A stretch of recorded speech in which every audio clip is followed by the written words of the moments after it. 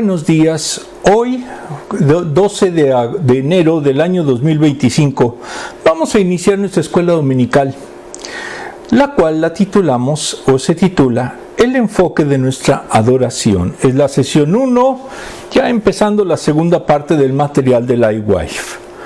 Muy bien.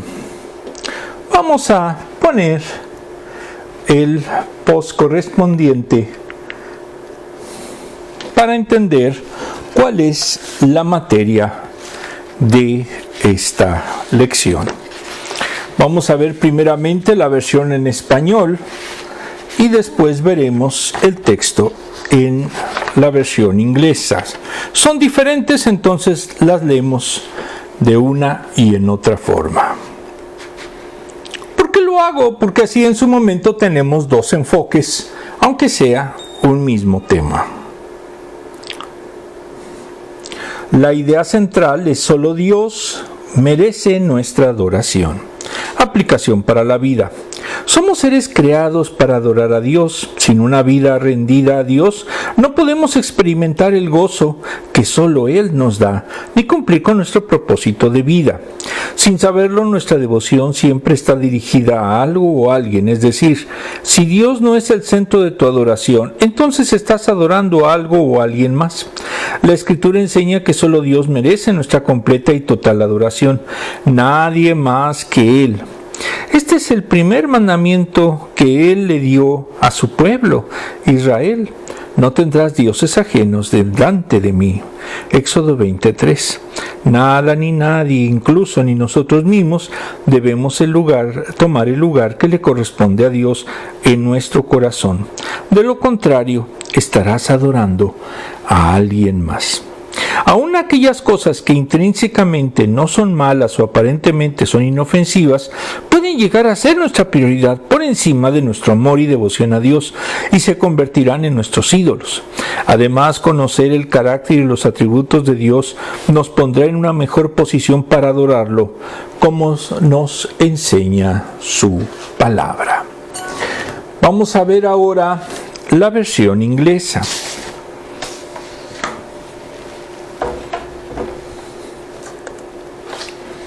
En lo que se refiere a las celebridades, Bob Dylan es sin duda uno de los más conocidos. De hecho, Dylan es uno de los compositores más célebres de la historia de la música estadounidense. A finales de los años 70, tras una carrera de varias décadas marcada por las drogas, el alcohol y una vida sin esperanza, anunció que se había convertido al cristianismo en 1979. Escribió y grabó una canción que expresaba su testimonio y captaba una verdad profunda sobre la adoración. Es probable que todas las personas vivas de esa época que lean esto tengan esa melodía dando vueltas en la cabeza. En este momento, vamos todos, cantémosla, cántenla conmigo. Bueno, pues que sea el diablo o puede que sea el Señor, pero tendrás que servir a alguien. El señor Dylan tenía la razón. La verdad es que nuestro Creador nos creó para que encontráramos esperanza y propósito en la vida, adorándolo únicamente a Él. Nadie más es digno ni puede darnos esperanza. En el libro de Isaías vemos que Israel aprende esta lección a las duras penas. Ojalá podamos tomar la decisión correcta desde el principio y adorar al Señor. Aprendamos cómo podemos adorar al único que puede rescatarnos, el único que merece nuestra alabanza. Esta lección es un panegírico sobre lo que es la adoración y los atributos de Dios. ¿Por qué los atributos? Porque al conocer cuál es o qué es el poder real que tiene Dios, entonces vemos que es digno de nuestra adoración. Muy bien, vamos a iniciar con nuestro recorrido bíblico. Vemos antes el post, que es básicamente ¿a quién debemos de adorar? A Dios. Teológicamente está en el cielo, por eso se alzan las manos al cielo. Pero por favor no crean que está allí en el cielo y que de repente un avión se va a estrellar contra la casa de Dios. No, esa es una fantasía. Isaías 40 del 21 al 24. ¿Acaso no lo sabían ustedes? ¿No se habían enterado? ¿No se les dijo desde el principio? ¿No lo entendieron desde la fundación del mundo? 22. Él reina sobre la bóveda de la tierra, cuyos habitantes son como langostas. Él extiende los cielos como un toldo y lo despliega como una carpa para ser habitada. Él anula a los poderosos y a nada reduce a los gobernantes de este mundo. Escasamente han sido plantados, apenas han sido sembrados, apenas echan raíces en la tierra, cuando Él sopla sobre ellos y se marchitan, y el huracán los arrasa como paja. No les conviene estar en un huracán, créanme, es la experiencia más espantosa que pueden tenerse. En el post del lado derecho se ve desde una estación o desde un satélite cómo es un huracán. Y del lado derecho en el post vemos lo que es capaz de dejar un huracán cuando azota contra la tierra. Muy bien. Vamos a ver en el contexto primeramente atributos de Dios. En el libro Dogmática Reformada de Hermann Bavinck, editorial CLIE, nos dice que la naturaleza y actividad de Dios, Él es independiente y autosuficiente en sí mismo y es la única fuente de toda la existencia y vida. YHWH, que es el nombre como se representa en hebreo, el Señor o Dios, no sabemos cómo se pronunciaba de una forma certera. Es el nombre que describe esta esencia e identidad. Seré el que seré. Es dentro de esta seidad de Dios que tiene plenitud de existencia, donde se incluyen todas las perfecciones divinas. Mencionamos las siguientes. Primera, la aceidad o independencia. Dios es verdaderamente Dios, es suficiente en sí mismo, no depende de nadie y de nada. Más bien, todo lo que existe depende de Él, y Él es la fuente de toda existencia y vida. El Alfa Omega, quien fue y quien ha de venir. Isaías 41:4, 44:6, 48:12, Apocalipsis 1:8. El ser más elevado, más excelente. No se puede concebir nada mejor que Él. Todo ser está incluido en Él. Es un océano de ser ilimitado. Él es. Los reformados preferimos independencia a seidad, porque Él es independiente de todo. Es el primero de sus atributos incomunicables. 2. Inmutabilidad. Todo cambia, pero Dios sigue siendo el mismo. Si no fuera inmutable, no sería Dios, porque solo a Él le pertenece el verdadero ser, y sigue siendo aquello que existe realmente. Dios puede arrepentirse, Génesis 6:6, 1 de Samuel 5:11, Amos 7:3, Joel 12:13, Jonás 3:9 y 4:2. Pero aún en medio de su mutabilidad, Dios es y sigue siendo el mismo. Sigue siendo quien es, Salmo 102, 26 al 28. Como habíamos visto, WHWH es el que es y sigue siendo siempre el mismo. Es el único inmortal, Romanos 1:23, 1 de Timoteo 1:17, Hechos 1:11 al 12. No miente y siempre cumple sus promesas. Dios no puede cambiar porque cualquier cambio diminuto disminuiría su ser. Incluso la distinción entre creador y criatura gira entre ser y llegar a ser, y nuestra dependencia de Dios se basa en la inmutabilidad.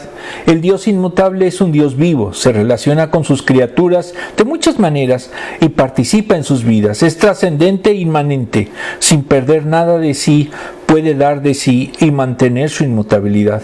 Puede condescender al nivel de sus criaturas y, aunque trascendente, puede habitar inmanentemente en todos los seres creados.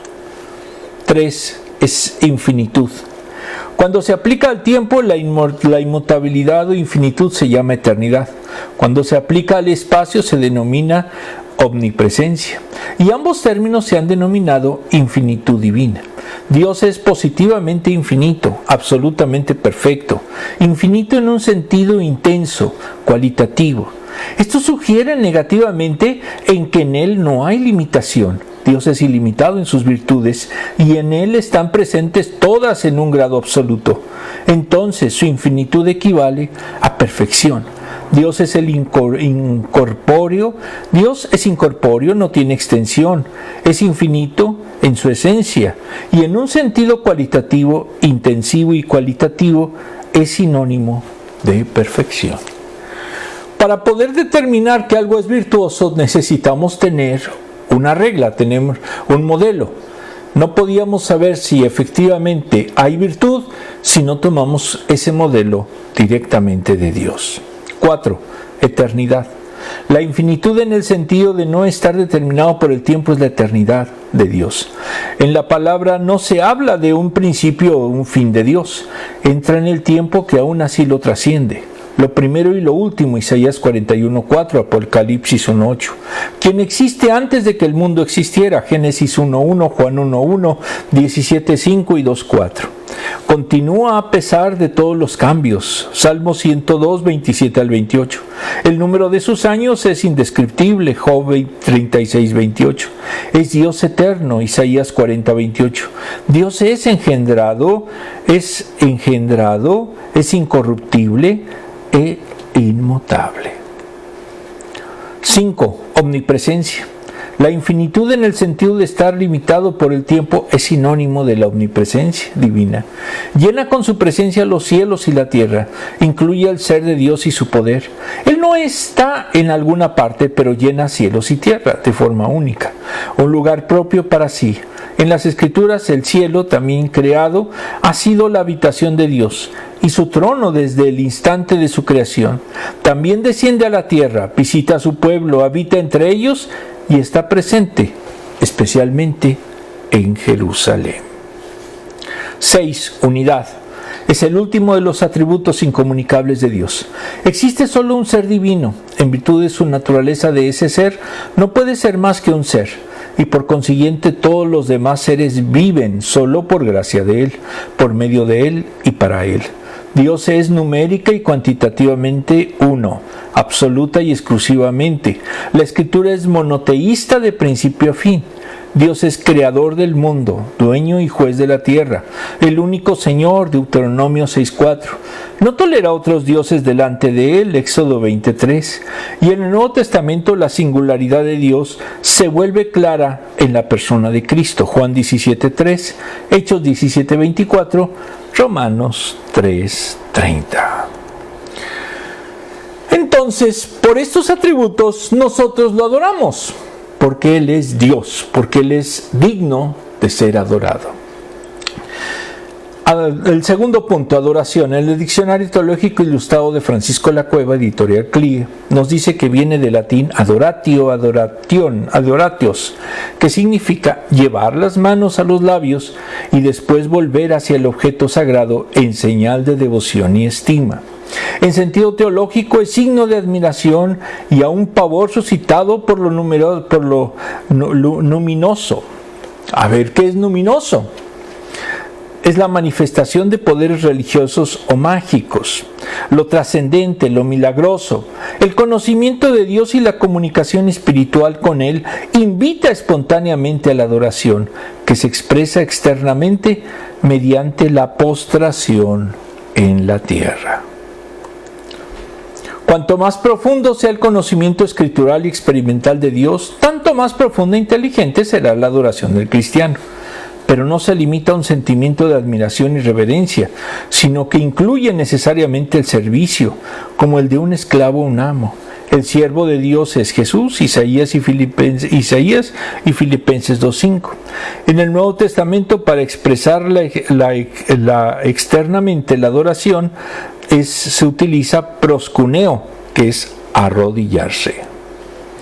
Postrarse en tierra. El objeto de adoración es Dios mismo, en su trina deidad y en la persona de Jesús, el Verbo de Dios hecho hombre. En el libro de Teología Sistemática de Wayne Grudem, editorial Vida, nos dice que este término se aplica a toda la vida cristiana.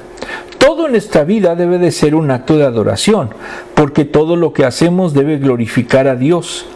Esto es en un sentido general. en un sentido teológico y estricto, son la música y las palabras que los cristianos dirigen a Dios en alabanza y actitudes entrañables que acompañan esa alabanza, especialmente cuando los cristianos se reúnen.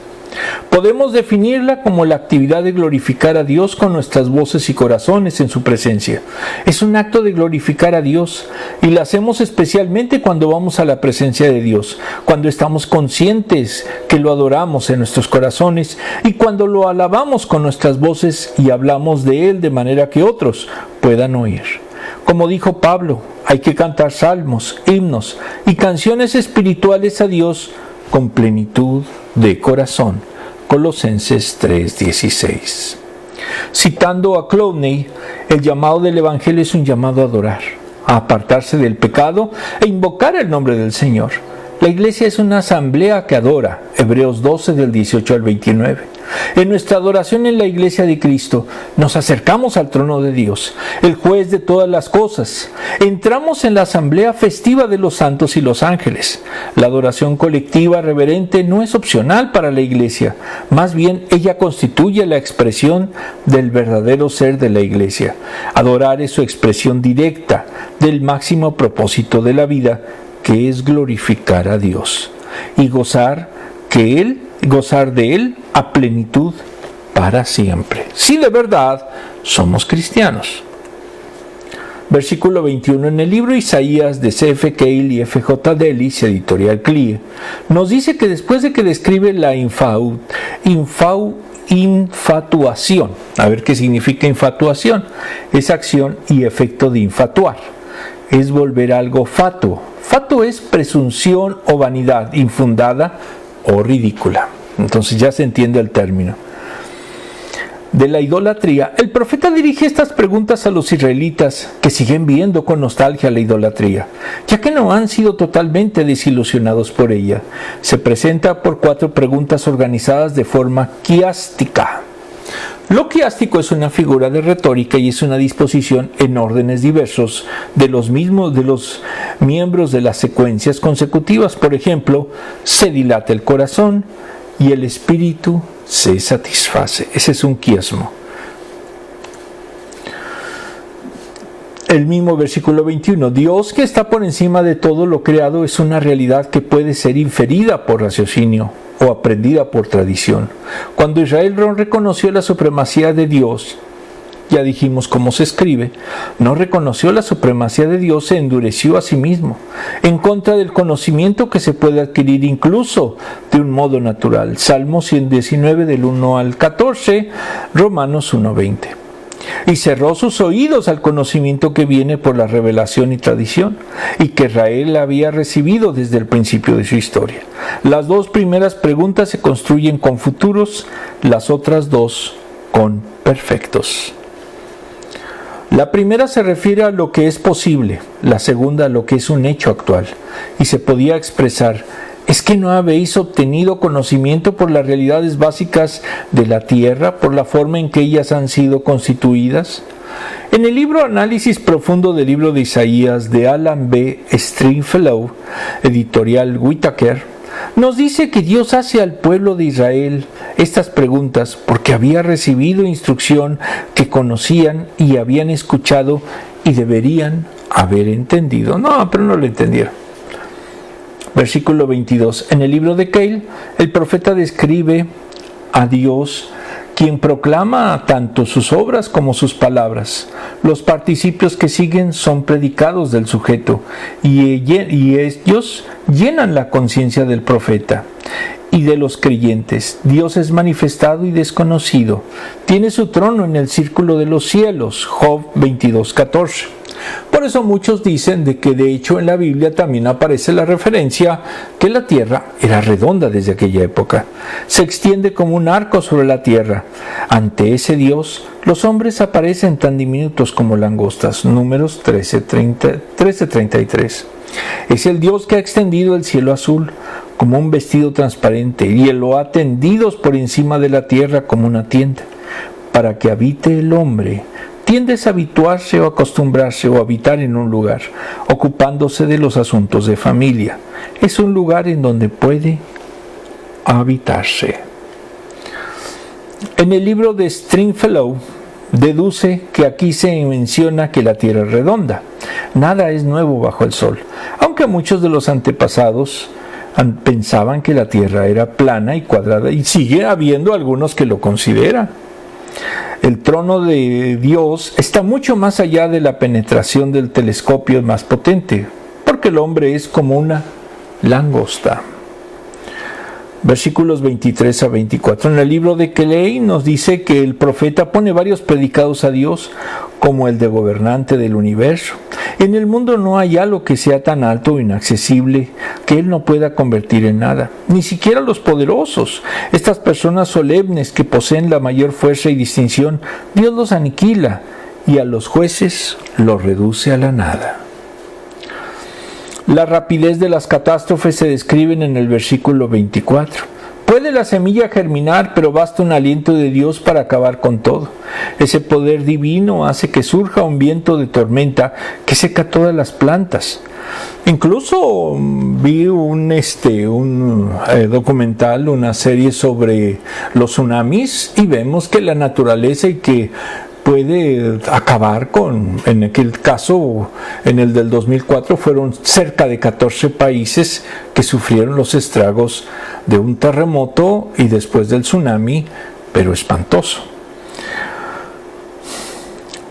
Dice, se describe, puede la semilla germinar, pero basta un aliento de Dios para acabar con ese poder divino. Hace que surja un viento de tormenta que seca todas las plantas.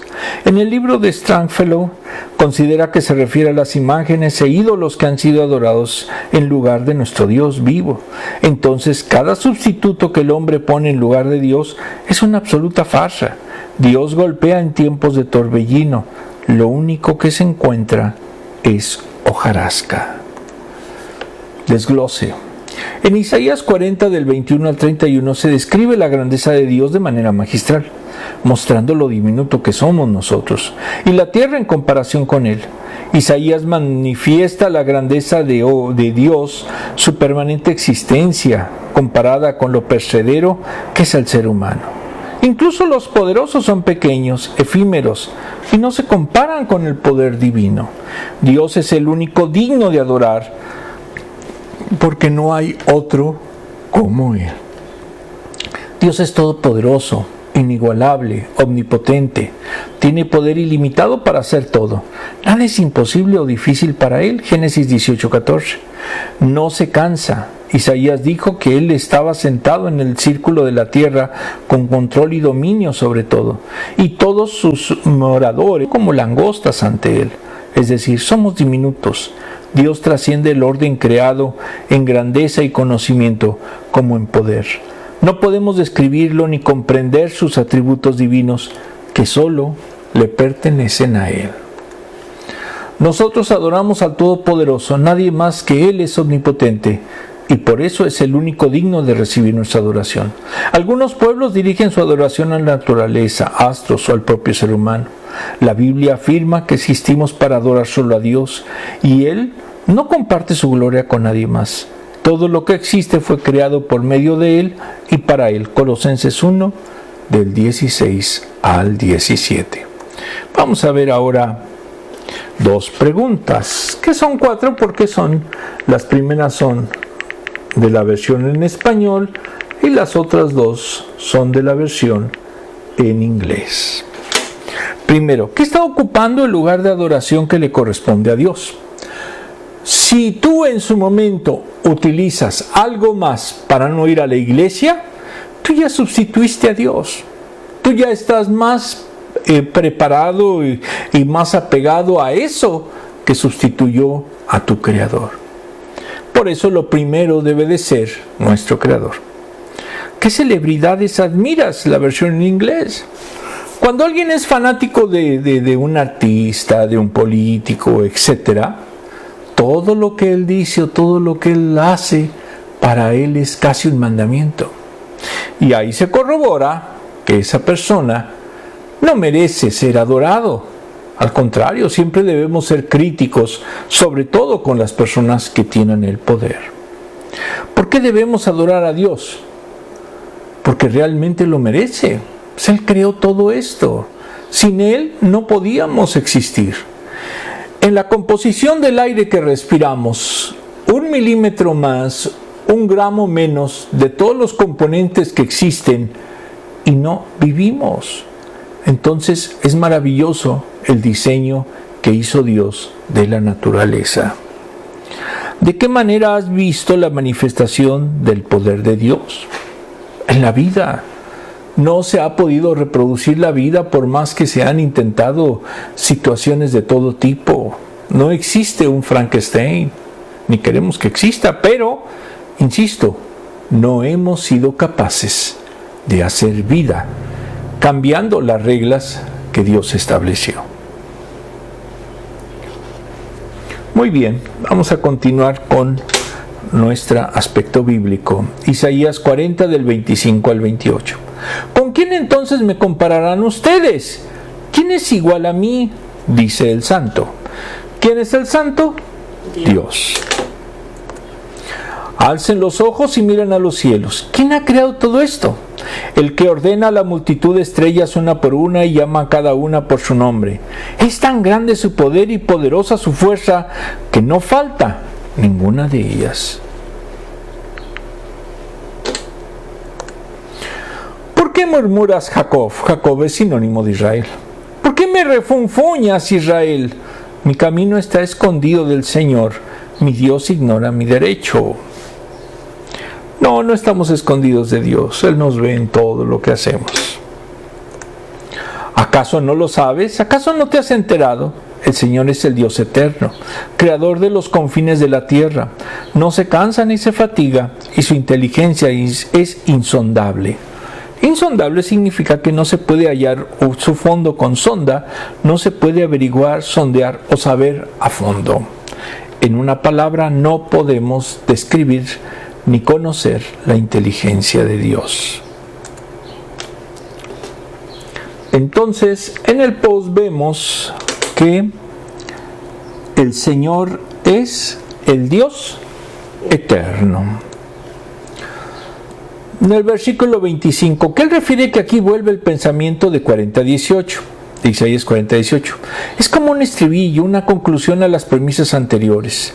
Pregunta para que los israelitas contesten con su experiencia. Es el Dios Santo, y lo hace porque está exaltado en cuanto está sobre el mundo, no solo en sentido moral, sino en cuanto a poder, que todo lo funda. Job 15:15 y 25:5. Es en el texto de Kate, versículo 26, todas las preguntas de 40, 18 y 25 culminan en un modo silogístico y comienza un tercer argumento para demostrar la naturaleza incomparable de Dios. Dios habló en el versículo anterior, ahora habla el profeta y lo hace en su nombre, como intérprete de Dios.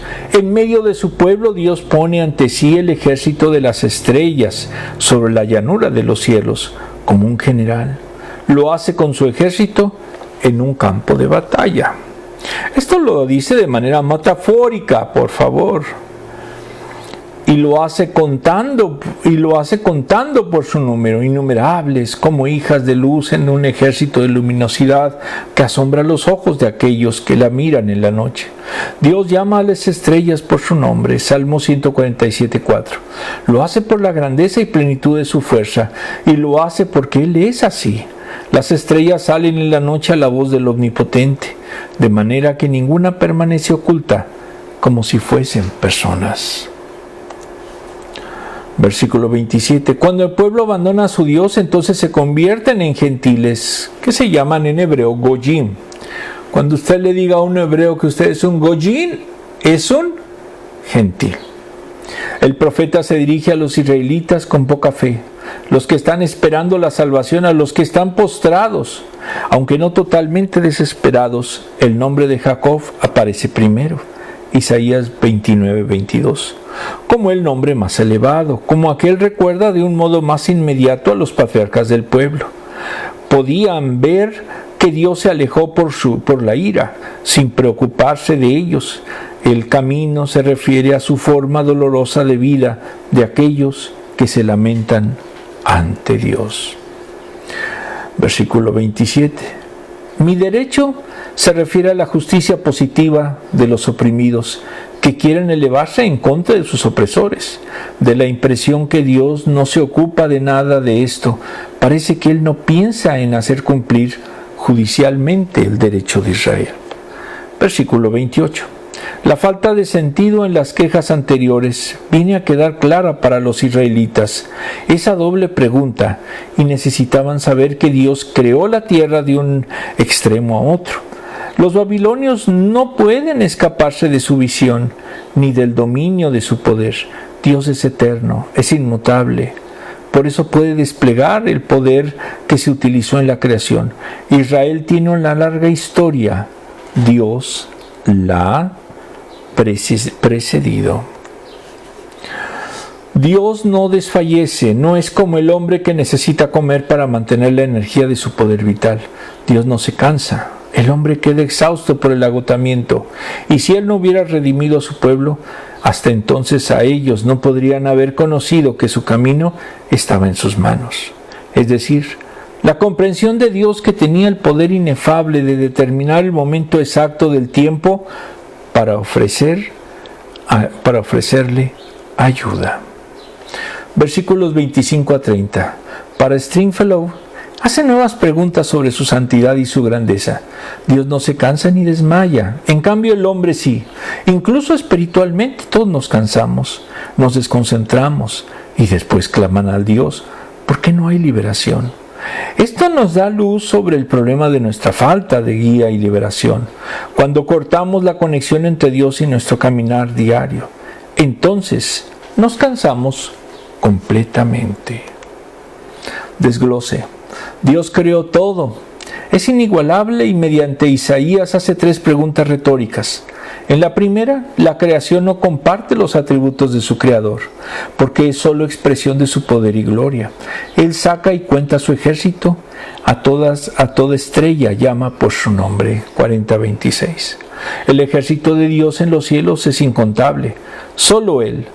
Pablo dijo que cosas invisibles de Él, su eterno poder y deidad, se hacen claramente visibles desde la creación del mundo, por medio de las cosas hechas. Romanos 1:20.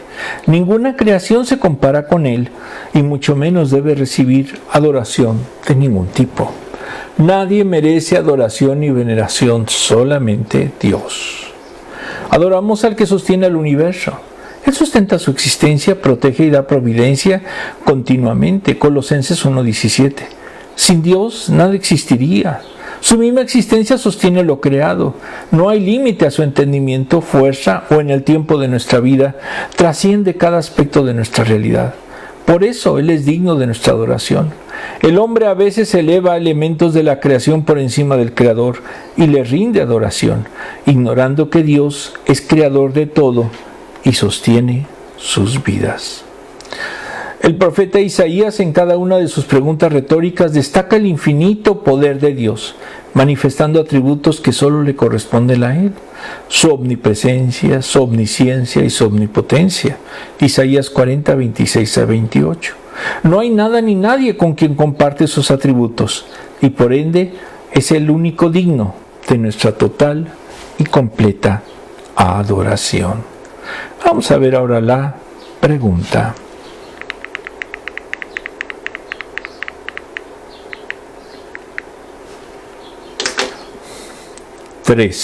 En español. ¿Alguna vez pensaste que tu camino está escondido de Dios? Muchos lo piensan, pero la realidad es que Dios sabe todo lo que hacemos. En la versión inglesa, ¿qué aspectos de la creación de Dios te llevan a adorarlo? Pues la vida, el que tenemos la oportunidad de encontrar, en mi caso, a una esposa a la que amo, y la realidad es que Dios no abandona su creación. A veces la creación se rebela contra Dios y esa es otra cosa. Muy bien. Isaías 40 del 29 al 31. 29. Él fortalece al cansado y acrecienta las fuerzas del débil. 30. Aún los jóvenes se cansan, se fatigan, y los muchachos tropiezan y caen. Pero los que confían en el Señor renovarán sus fuerzas, volarán como las águilas, correrán y no se fatigarán, caminarán y no se cansarán. Pues tenemos que referir lo que dice aquí de manera simbólica, que es las águilas, porque los que confían en el Señor renovarán sus fuerzas, volarán como las águilas, correrán y no se fatigarán, caminarán y no se cansarán. Muy bien. Vamos a ver el contexto. 3 águilas. En el Diccionario Enciclopédico de Animales y Plantas de la Biblia de Antonio Cruz, editorial CLIE, nos dice que es el símbolo por excelencia de las grandes aves rapaces, las poderosas cazadoras de los aires. Existen 60 especies y en Palestina habitan varias de ellas, como el águila real, el águila imperial oriental, el águila moteada, águila perdiciera y el águila culebrera. Tienen gran fuerza muscular, un resistente pico curveado y dotados con grandes garras que sujetan fuertemente a sus víctimas para transportarlas por los aires. En sus ojos, sus retinas tienen más de 1 millón de células sensibles a la luz por milímetro cuadrado, 5 veces más que los humanos. Distinguen 5 colores básicos con todas sus tonalidades. El hombre solo puede ver 3 colores básicos, lo que les permite ver presas muy lejos, aunque estén camuflajeadas. Por ejemplo, ven a un conejo a 1 kilómetro de distancia. El águila real puede viajar a 320 kilómetros por hora. Pueden capturar tortugas y tirarlas contra las rocas para destruir su caparazón. Se les ha visto trabajar en parejas para capturar corderos. Mientras uno distrae a la madre, la otra captura a la cría. Pueden espantar y empujar a los venados a los precipicios. En hebreo se utiliza la palabra hañaser. Son animales impuros de acuerdo a la Biblia, pero son citados en múltiples versículos, como el señalado.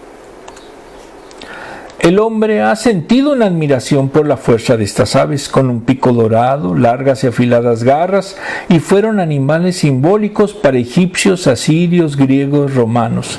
Y en la Biblia las alas de las águilas ilustran la rapidez con la que se disipan las riquezas. Proverbios 23:5. En Isaías sus atributos se deben a que pueden elevarse en el aire, pasándose en corrientes térmicas, columnas de aire cálido que suben del suelo caliente. Solo extienden sus alas y viajan en círculos en el interior de dichas columnas. Por ende, no dependen de sus propias fuerzas para ganar altura y desplazarse, lo que les permite volar a alturas de más de 6,000 metros de altura.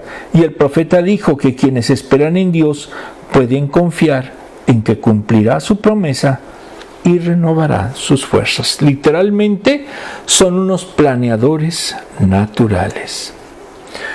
Versículo 29. En el libro de Keil dice que Dios es el que da fuerza a los cansados. Dios aparece como fuente de poder para aquellos que carecen de poder, como principio de vitalidad para aquellos que la han perdido. Los versículos 30 y 31. Todo lo que necesita para compartir la fuerza de Dios es la fe que Él concede con abundancia y asegura de modo poderoso a los hombres. Incluso los jóvenes sucumben ante la falta de fuerza. El Antiguo Testamento tiene varios sinónimos de fe, como confianza, esperanza y deseo. Y de esta manera la describe en su naturaleza más íntima, como confianza y esperanza dirigida a la manifestación y cumplimiento de aquello que se espera. Obtener nuestras fuerzas significa que uno puede continuar haciendo algo o que lo nuevo tome el lugar de lo antiguo. El águila es una representación de una renovación de la juventud a través de la gracia. La traducción correcta sería la siguiente: ellos llevan a lo alto sus alas, como las de águilas. Salmos 57:7. Ellos reciben de Dios fuerza sobre fuerza. Salmos 54:8. El hecho de correr no les cansa, ni se desvanece cuando por andar siempre más allá y más allá. El versículo 31 es el que finaliza el primer discurso de Isaías, capítulos 40 a 66. Reflexión. En el libro Mitos que los cristianos creemos y compartimos, de Gary S. Chogren, tomamos el siguiente: ¿hay mensajes divinos escondidos en el ADN humano? La respuesta es que no. El 22 de junio del 2014 se dijo: primera prueba científica de Dios encontrada, diciendo que los científicos habían descubierto que el ADN basura humano contiene, cuando se descifra correctamente, contiene un mensaje de Dios en arameo, teniendo como fuente el Wyoming Institute of Technology, WIT. Pero, primero, no existe el WIT. 2. El ADN no tiene mensajes ni en arameo ni en ninguna otra lengua. Y 3. El WIT es un sitio web de historias falsas, ofertas de trabajo falsas y proyectos ficticios en los que supuestamente trabajan. Este sitio dijo que los paneles solares están agotando al sol, más catastróficas que el calentamiento global, o que se está intentando clonar a Jesús, o el cambio de sexo ya está disponible para mascotas. Incluso Olfatovisión produce olores de acuerdo al programa de TV que se vea. La historia del ADN fue escrita por un supuesto doctor, Das Merum Heiweger, que significa el monstruo del mar en alemán, y que se realiza con investigadores de la Universidad Bob Jones. En la realidad fue una historia inventada por bromistas que buscaban que los creyentes de la Biblia parecieran crédulos, y lo consiguieron. Entonces debemos tener las siguientes precauciones. Primero, la ciencia de Facebook es cuestionable. 2. Si se informa que un sitio es satírico, créanlo, es satírico, no es real. 3. Hay más sitios de sátira en inglés que en español, y muchos aparecen traducidos más al español. En consecuencia, no se deje engañar. La ciencia de las redes sociales, si es derivada de una publicación seria, es solo un pasatiempo. Si no es derivada de una publicación seria, es solo un pasatiempo de quienes se burlan del Evangelio. Y lo que debemos de hacer es creerles, lo cual es un insulto a la razón y a la lógica, por no decir a la teología y hermenéutica serias. Desglose. Si confiamos en Dios, Él nos renueva y fortalece, y Isaías asegura que esperamos que en el Señor, como nuestro Creador, es la única fuente de fortaleza y sustento a la cual podemos acudir para renovar nuestras fuerzas. Hará que nuestras fortalezas se multipliquen, aunque no tengamos ninguna. Esta es una hermosa promesa con una bella metáfora que nos dice que ni la fuerza de la juventud se compara con lo que da a los que esperan en Él. Pero si confiamos en alguien más, incluso en nosotros, traerá insatisfacción y decepción. Por otro lado, levantar las alas como las águilas alude a que Él nos lleva a lugares altos de confianza y fortaleza. En la Escritura vemos que incluso en medio de conflictos y calamidades, el Señor es fuente inagotable de poder y fortaleza para aquellos que lo buscan y esperan. Filipenses 4:13. Adoramos a aquel que nos fortalece, solo el que nos sostiene y fortalece, porque dependemos de Él. Algunos confían en su suerte, en lo oculto, en supersticiones. Los que acuden a los astros, ídolos, para enfrentar problemas, solo los llevan a experimentar un vacío. No necesitamos otro mediador, solo a Jesús. Ningún amuleto, objeto de adoración o estampa puede llenar nuestro corazón de confianza y fortaleza, sino solo Dios.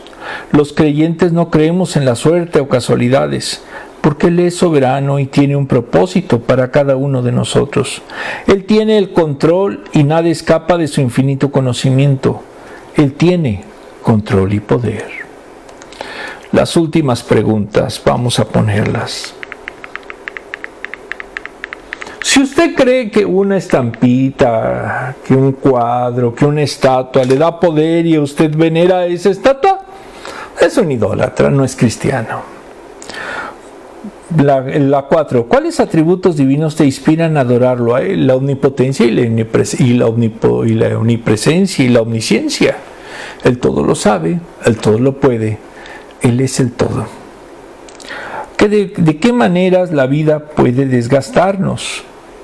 Cuando nos aferramos a cosas que no son Dios, Cuando nosotros creemos que podemos estar alejados de Dios y nunca lo buscamos en nuestras crisis.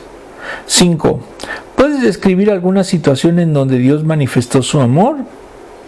Pues yo sí la podría manifestar en el hecho de que mi esposa y yo estemos aquí. Ha sido una decisión de Dios y estamos en su momento agradecidos con Él. ¿Cómo nos fortalece la adoración? Si de verdad adoramos de corazón, entonces estamos siendo agradecidos con Él.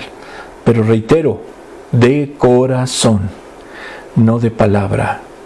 Porque si realmente no lo adoramos y no vemos su magnificencia, nunca estaremos en comunión con Él. Muy bien. A ver, todos. Isaías 40:12. ¿Quién ha medido las aguas con la palma de su mano y abarcado entre sus dedos la extensión de los cielos? ¿Quién metió en una medida el polvo de la tierra? ¿Quién pesó en una balanza las montañas y los cerros? Isaías 40:12. Muy bien, vamos entonces a despedirnos con una pequeña oración. Amantísimo Padre, te damos gracias porque tú nos has permitido a través de tu palabra saber tus atributos. Y con ellos razonamos que tú eres digno de adoración. Te glorificamos porque eres digno de gloria, porque a ti debemos todo y dependemos de ti. Ayúdanos, Señor, a verdaderamente rendir adoración a través de nuestras vidas y nos permitas ser faro y testimonio ante los demás. Todo esto, Señor, te lo pedimos en el sagrado nombre de nuestro Señor Jesucristo. Amén. Nos vemos el próximo domingo. ¿Cómo lo viste?